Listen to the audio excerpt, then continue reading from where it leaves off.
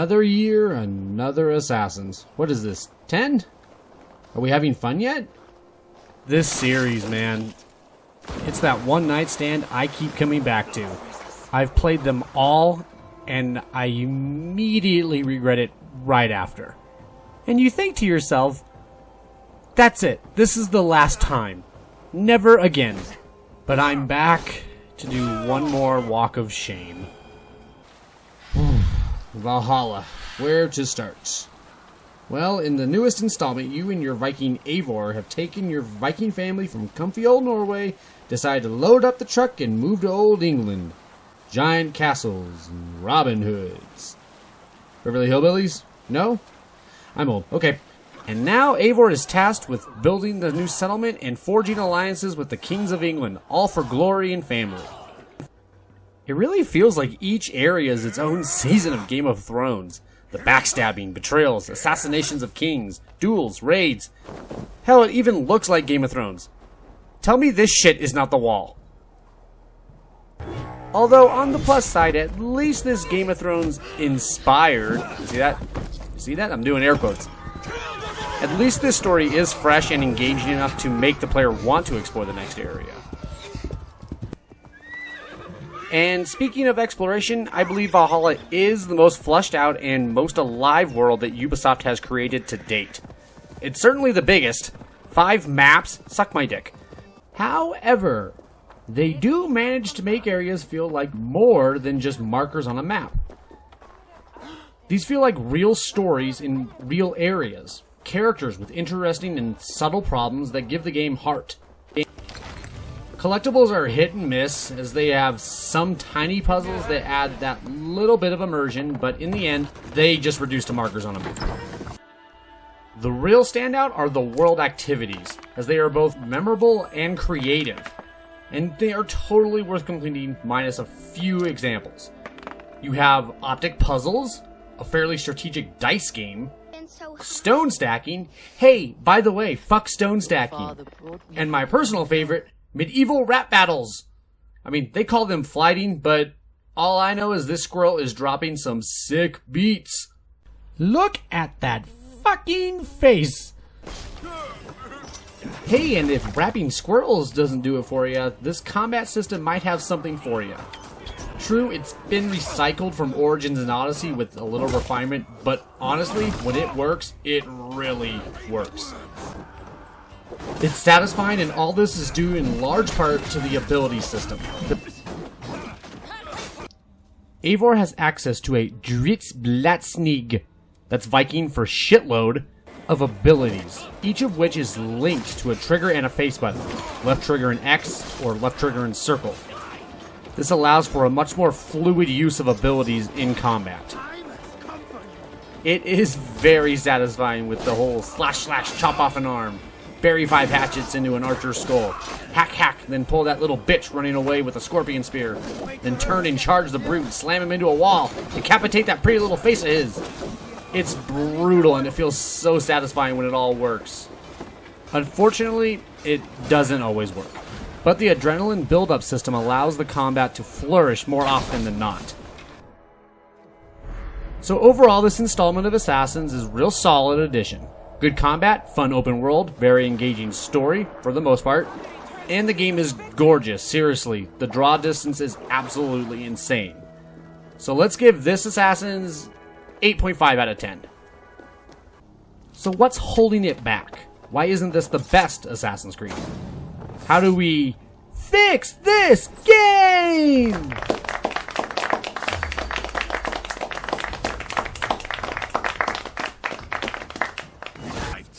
Well, the first and most important thing we need to fix is the story. My God, this fucking story. They build up the relationship of Eivor and Sigurd, your brother. The game does a very good job of showing how much you two support and are for each other, and the clan in the beginning of the game. But then the game proceeds to tell the story of these kings of England and how they will rise to power and ally themselves with you and your Viking family, all the while building your legacy. At some point, though, Sigurd starts believing that he is meant for something more, something godly in a way, and he becomes paranoid that you're out to take his place and destroy him from within. This is 60 hours of character development and build-up, all setting the stage for a final showdown with Sigurd that we never get. There is closure, but it comes out of nowhere and is extremely confusing. I had to actually look up the ending to see what it all meant. The conclusion is actually trying to link the modern assassin story with these characters. This is the mistake. As anyone who has played these games can attest, the modern assassin story has made up less than 5% of the game's story, and it's even less in the latest trilogy. So why? Why waste all that great character building and 60 hours of build-up just to throw it all away with this incoherent mess of modern-day assassins, jam-packed with references I can't recall? Why? Because they only mentioned them once for 45 seconds 2 games ago. Gee, I wonder why it slipped my mind. They should have ditched this reveal and instead replace it with the showdown with Sigurd, actually leaving you to choose the next true king of England. This would capitalize on all the moral choices you've been making throughout the game, which have ambiguity, leaving you to really question and reflect on your choices.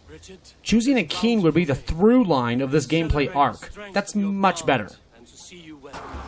Now, I mentioned combat and the system of upgrades and abilities and how well they can all mesh together. I truly cannot understate how fun it is to curb stomp, decapitate, shred, parry, counter, and all-around engage in the combat with swarms of enemies with this ability system. The issue is that only a few of these abilities are actually worthwhile. In fact, I'd wager that almost everyone had the same ones equipped. The Viking Smash, the Scorpion Spear, the Multi-Axe Throw, and the Charge. I think I really would have liked some other abilities to really showcase this brutality. Maybe something like using a torch to spit fire? How about one where you jump on a downed enemy and then eye gouge them? Oh, that'd be so vicious. How about you charge and cut an enemy in half, and as you cut through them, you grab the top half right out of the air, and then hurl a body at another enemy. It's a little nitpicky, but more abilities to feed that combat system is always a plus. The next idea is a tough call. You see, Valhalla introduces a very bare-boned base building mechanic, and I mean bare-boned. You walk up to a building, upgrade it, and unlock cosmetics or boost a meaningless stat. They're doing that Assassin's thing of introducing a new system to gauge reaction and see if it warrants fleshing out in a later installment of the series. Here's an idea. Don't go halfway here. Either remove it or really develop it and to make it beneficial for the player to engage with this system. In this case, it should actually be developed because building the village fits right in with the narrative and the crafting and looting as well. Hey, speaking of which, both need tweaking. The last 3 Assassins have tried this Destiny loot thing and it's not working. They don't have the variety of a Borderlands or a Diablo in that regard. So let's take away that looting and simply have crafting of the 6 different weapon types with certain modifiers that allow a focus on the combat. That's the highlight, so let's highlight it. And with that, there is still a multitude of minor things to deal with. Platforming is still janky in areas. 1200 games in, and the platforming still doesn't feel great. The stealth is recycled again with even less features and poorly designed stealth arenas. I can't think of a time I didn't just bypass the stealth and go straight into combat. Oh, that's right, I did that every time! The game is still too big and too long, and while the open world is much improved from Odyssey, it's still a lot of just running around from marker to marker in the end.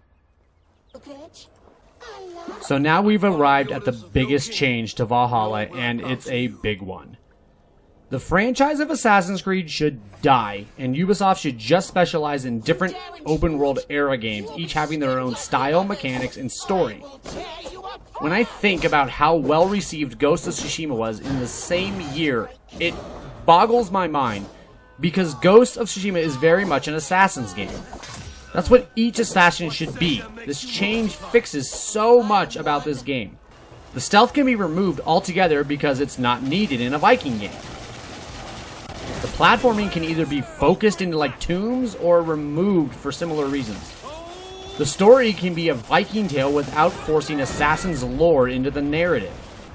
This allows the game to add Viking-centered abilities and side quests that don't need to also be thrown into the next game. They can be their own thing. It gives the game identity and creative freedom that it doesn't have. It doesn't have to fit the Assassin's Creed mold. And as far as game length and size, I would love to see Ubisoft scale down and focus more on what fills the world instead of, hey, look how big our world is. All of which comes from one major change. Stop calling these Assassin's Creed. I have faith Ubisoft can create unique experiences for each game and allow them to have their own identity. Drop the name and the shackles will be off.